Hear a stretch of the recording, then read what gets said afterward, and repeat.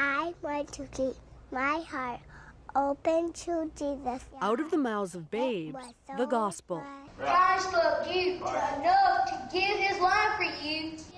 Kid preachers come in all shapes and sizes. Today I'm going to preach about how to be Christian.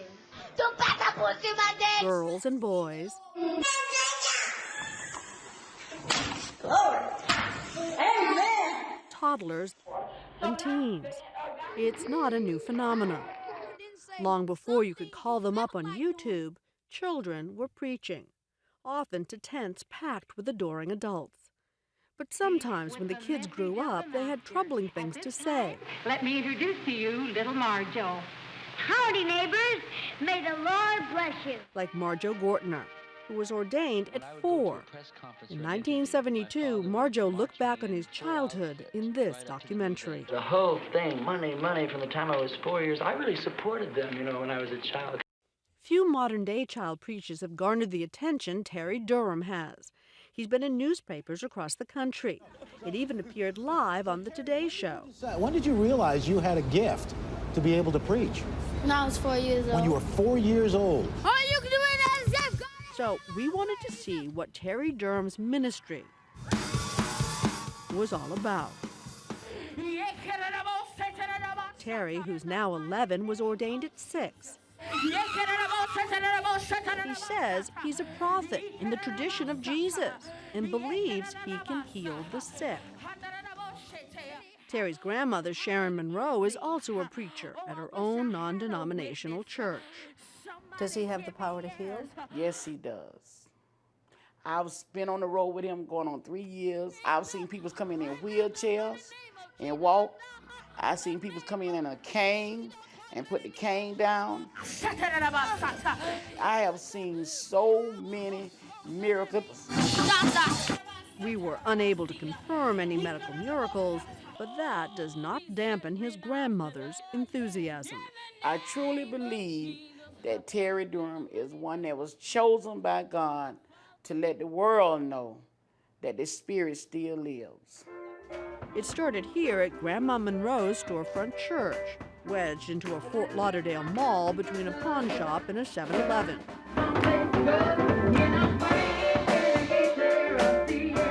That's Terry's twin brother Todd on the drums.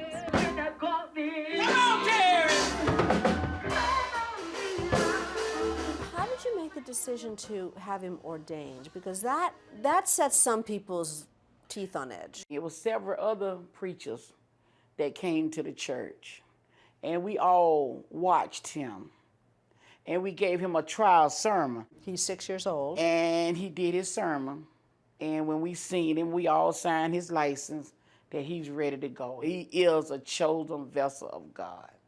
We asked Reverend Randall Balmer, an ordained Episcopal minister and professor of religion, to look at videos of Terry preaching. If he truly sees himself as a prophet, I would look for something deeper and more profound, maybe even something new. What I see instead is somebody who is mimicking a particular style of preaching. Reverend Balmer may not think much of Terry as a minister, but there are plenty of people who do. Over the last few years, Terry has preached in 37 states and 5 countries. Minister Terry Durham! The belly of the fish. His father, Todd Durham Sr., sees Terry as a gold mine. I see Terry Durham as a major icon for the Christian industry. In the mighty name of Jesus. Todd Sr., who works as a night security guard, is the marketer-promoter of the Terry Durham ministry. Jesus is the product. I've looked up Joel Osteen. Joel is at 76 million a year. One day I'm hoping Terry will be at about 86 million. So, ministries are profiting these days. Everyone's buying into this. $86 million? Well, the marketing has already begun. Sermons are for sale along with T-shirts, DVDs, even pin-up photos. And don't forget they have CDs and DVDs on sale. Following this sermon in Miami, congregants came forward with cash. Oh, yeah. According to Todd Sr., on this day, The offering was a couple of $1,000s. So it's donations. People give donations. They'll give him a donation. And a lot of time when Terry is up speaking, people walk up and throw money at his feet anyway. It can be a lot of money. Todd says some churches give up to $5,000 for a big event. That covers marketing, that covers the cars, his transportation services, hotel, lodging fees, expenses for him when he's on the airplane, when he's in the city, maybe want to shop. There may be some people, though, listening to you talk who are a little worried about whether or not Terry is benefiting from all of his hard work. Mm-hmm.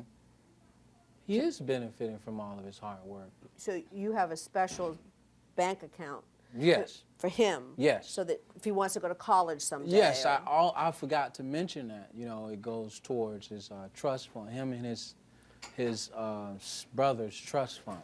The family declined to tell us how much money the ministry has made to date. And though they say they have a trust fund for the boys, the state of Florida does not require one for working children. You don't worry that these kids are working too hard? No, because I feel like if he do, Terry will come to me. Well, but you're the grown-up. He's no, the kid. But no. He's not a pushover kid, and if it's something too hard for him, he'll say, no, grandmama. And he trusts me. If he says no, I'm going to accept no.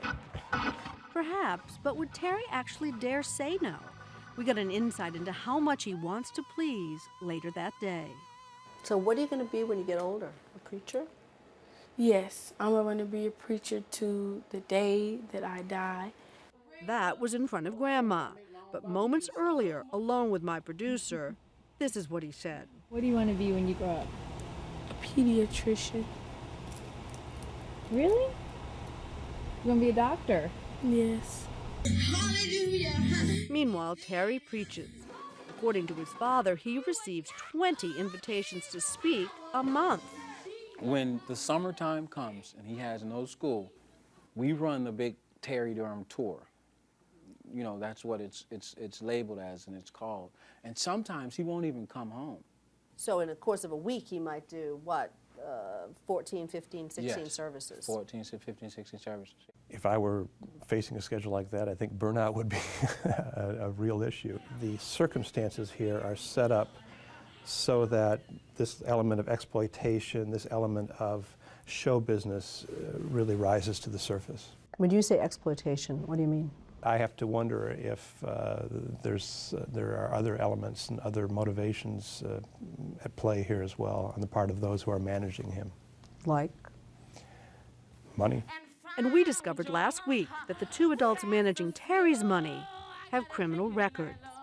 Since Terry was born, his father, Todd, has been convicted on weapons charges and has served nearly 3 years in prison for drug charges.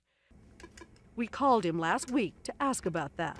What kind of role model is that for the kids? It's been a great role model. If my children can see that I had a little bumps and bruises in my past and I overcame them, that signifies, hope, change, so.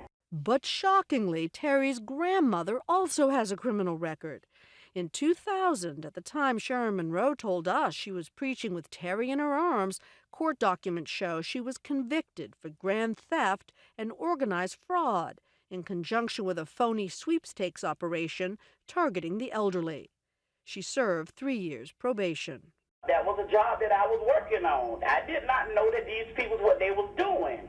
They were, in fact, stealing from the elderly, is that correct? But I was telling that was a job that I was working on. I did not know that job was illegal. But nevertheless, you were convicted of fraud and grand theft. I don't know. I don't know what you're talking about, Cynthia. I don't know nothing about all of that. Oh, I wish I had a witness.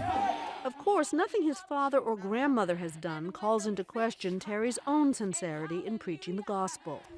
On the whole, Terry seems like a great kid and talented. Perhaps one day he will be a preaching doctor, old enough to decide for himself what direction his life will take.